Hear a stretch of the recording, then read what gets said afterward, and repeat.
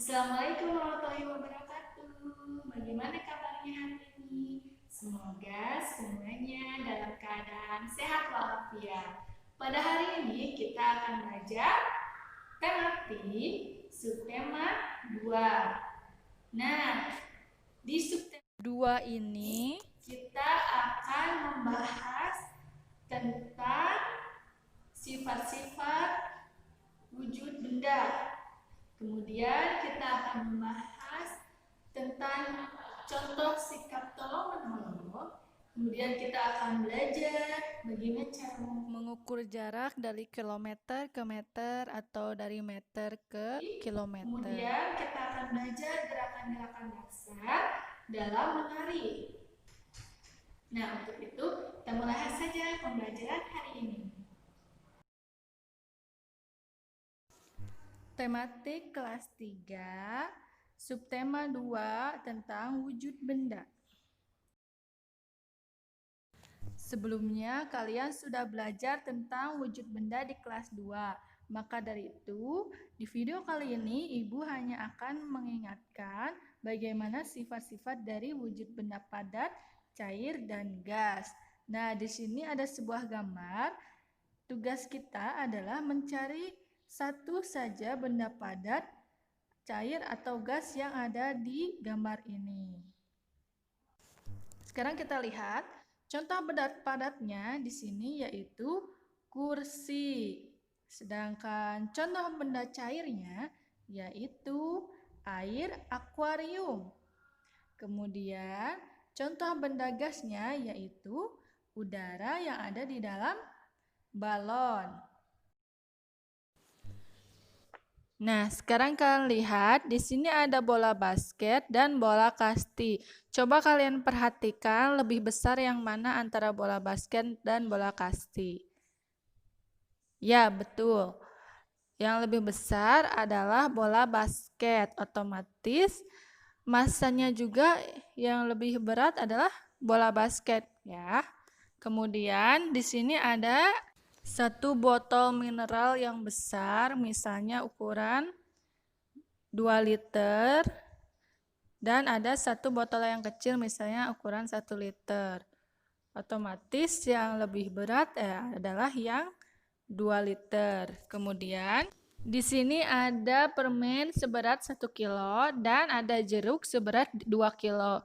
Otomatis masanya berarti lebih berat jeruk. Dari perbandingan gambar atau berat yang telah kita lihat, maka kita dapat menyimpulkan bahwa massa adalah banyaknya zat yang menyusun suatu benda. Kemudian kita dapat lihat lagi di sini ada sebuah gambar bola basket di dalam kotak dan gambar bola kasti di dalam kotak. Coba kalian perhatikan bola yang mana yang menghabiskan banyak ruangan di dalam kotak tersebut. Ya, tentu bola basket menempati ruang yang lebih banyak. Semakin besar ukuran suatu benda, semakin besar pula volumenya. Oleh karena itu, kita dapat menyimpulkan bahwa volume adalah ukuran ruang yang ditempati suatu benda. Untuk mengukur massa, tentunya kita harus menggunakan timbangan. Nah, di sini kita akan mengenal macam-macam timbangan. Yang pertama itu ada timbangan neraca untuk menimbang benda yang ringan, misalnya perhiasan emas. Kemudian yang kedua ada timbangan badan untuk mengukur berat badan. Yang ketiga, ada timbangan besar untuk menimbang benda berat, misalnya sekarung beras. Yang keempat, ada timbangan pasar, biasa digunakan pedagang. Cara menimbang memakai anak timbangan. Yang kelima, ada timbangan dapur, biasa digunakan di rumah, misalnya menimbang bahan kue. Yang keenam, ada timbangan duduk, biasa digunakan pedagang atau jasa cuci pakaian. Kemudian yang ketujuh ada timbangan bayi, yaitu untuk menimbang berat badan bayi. Kemudian yang selanjutnya ada timbangan digital. Biasanya digunakan untuk mengukur berat buah atau sayuran. Dan yang terakhir ada timbangan gantung, dapat digunakan untuk menimbang berat benda dengan cara digantungkan. Setelah kita mengetahui contoh benda padat, cair, dan gas pada awal video, kita akan melakukan percobaan benda padat, cair, dan gas untuk membuktikan sifat-sifat benda-benda tersebut. Nah, sekarang kita akan melakukan percobaan tentang benda padat. Di sini adalah wadah berupa mangkok, ada pulpen, ada plastisin, ada penghapus, dan ada gelas. Nah, sekarang kita coba masukkan satu persatu bahannya ke dalam mangkok dan gelas.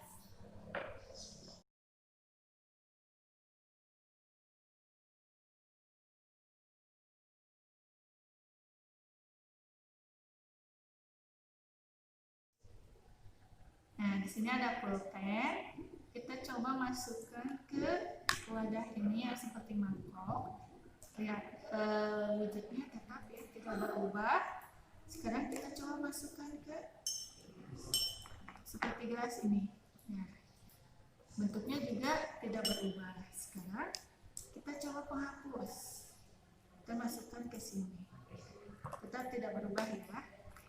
Ini masukkan juga ke sini, tidak berubah. Tetap sama ya. Sekarang kita coba satu saja ya. Masukkan di sini, tetap tidak berubah. Di sini juga tetap. Sekarang kita coba ini, ditekan keras-keras, tidak berubah ya, tetap sama. Ini juga kita tekan, tidak berubah. Nah, sekarang coba kita ini, yang ini ya. Kita buka dulu plastiknya. Nah, kita tekan. Nah, kalau yang ini bisa berubah. Nah, berubah bentuk. Nah, tapi ini tetap benda padat karena bisa dipegang. Hanya bisa berubah bentuk. Gitu. Dan jadi dapat kita simpulkan bahwa sifat benda padat yaitu pertama, bentuk tetap walaupun berpindah tempat, kedua, volume tetap walaupun berpindah tempat, dan yang ketiga, beberapa benda padat dapat berubah bentuk saat ditekan, misalnya plastisin. Sekarang kita akan melakukan percobaan tentang benda cair. Nah, di sini ada botol yang berisi air. Dan ini ada wadah berupa mangkok dan kemudian ada gelas. Nah, sekarang kita coba pindahkan airnya ke wadah yang lain.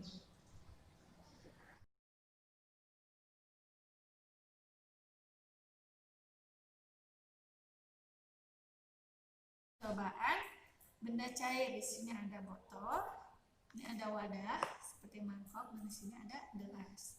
Sekarang kita coba masukkan airnya ke dalam wadah yang seperti mangkok. Nah, ini air mengalir dari yang tempat tinggi ke tempat yang rendah ya.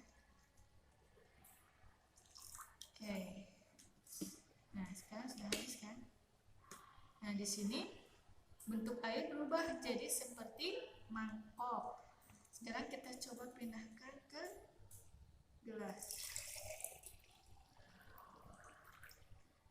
Nah, sekarang bentuk air jadi seperti gelas. Nah, kita masukkan lagi ke dalam sini botol ya.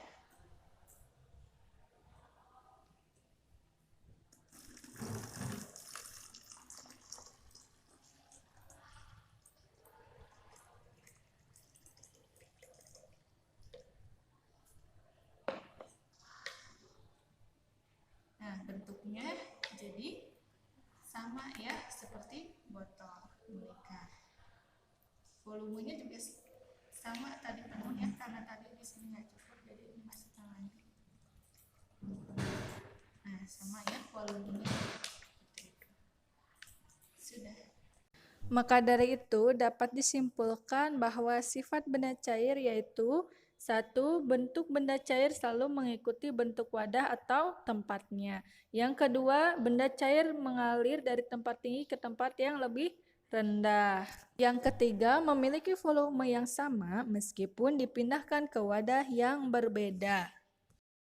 Sekarang kita akan melakukan percobaan tentang wujud benda gas. Dan di sini ada balon ya, ada beberapa balon. Nah, balon ini sudah terisi gas atau udara. Ketika gas dikeluarkan, maka balon pun ikut mengecil karena gasnya sudah tidak ada. Nah, yang satu lagi ini balonnya besar karena di dalamnya sudah ada gas. Dapat disimpulkan bahwa sifat benda gas yaitu: 1. Benda gas tidak dapat dipegang. Kedua, benda gas memenuhi ruangan. Ketiga, bentuk benda gas mengikuti bentuk wadahnya. Dan yang keempat, benda gas mengalir ke segala arah. Setelah percobaan, mari kita lenturkan tubuh kita dengan menggerakkan gerakan dasar menari. Semuanya boleh berdiri untuk mengikuti gerakan Ibu ya. Nah, di sini semuanya ikuti gerakan Ibu ya. Kaki kanan dan kiri melangkah bergantian arah, gerak maju dan mundur. Kemudian, kaki kanan dan kiri melangkah bergantian arah, gerak melingkar. Dan kedua kaki dibuka berjinjit bergantian dengan cepat. Kemudian gerakan kaki membuka dan menutup. Selanjutnya maju 4 lah. 1, 2, 3, 4. Selanjutnya kita buat sebuah lingkaran seperti ini. Kemudian kita lakukan gerakan melingkar 8 langkah.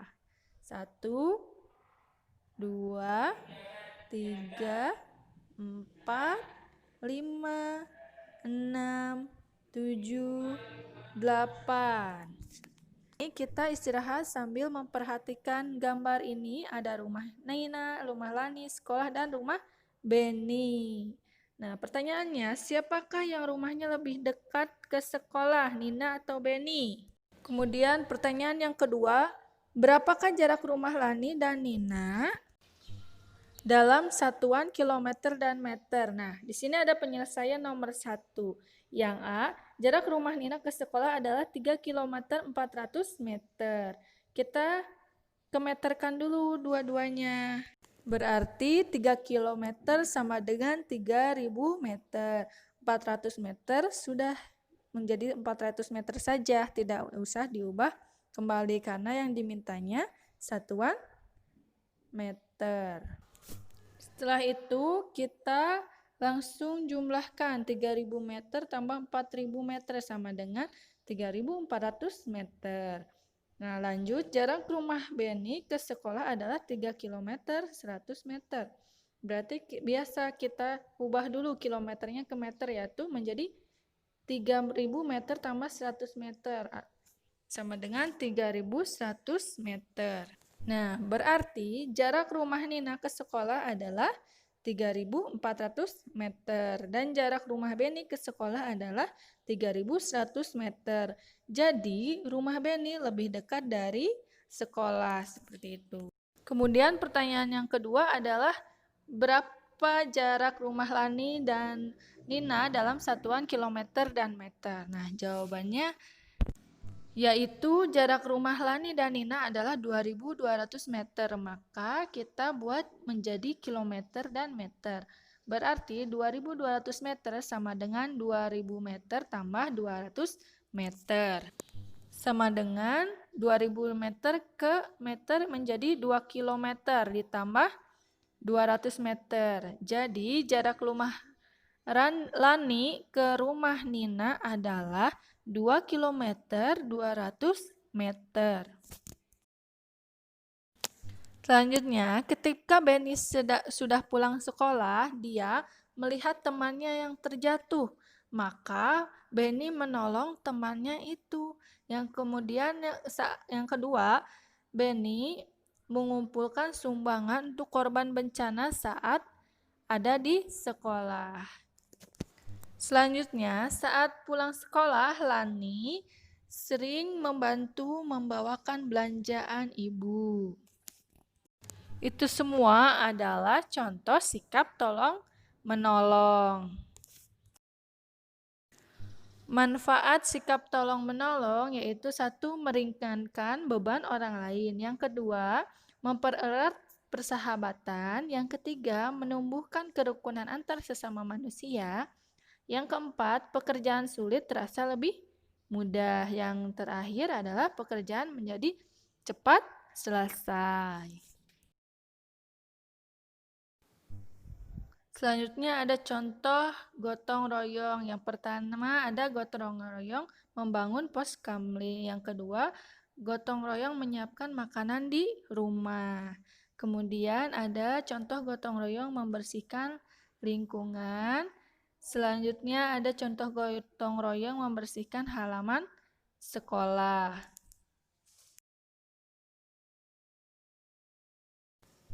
Manfaat gotong royong yaitu yang pertama, menumbuhkan sikap tolong-menolong, saling membantu, dan juga kekeluargaan.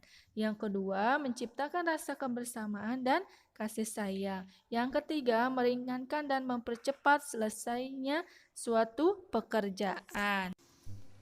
Yang keempat, yaitu menciptakan rasa persatuan dan kesatuan dalam lingkungan masyarakat. Selain bergotong royong, kita juga harus memiliki pola hidup sederhana. Ciri-cirinya yaitu yang pertama, tidak menggunakan pakaian dan perhiasan yang berlebihan. Yang kedua, tidak membeli barang hanya karena keinginan, melainkan karena kebutuhan. Yang ketiga, tidak bersikap sombong dan meremehkan orang lain. Yang keempat, gemar berbagi dengan orang yang membutuhkan. Dan yang kelima, bersikap hemat dan cermat.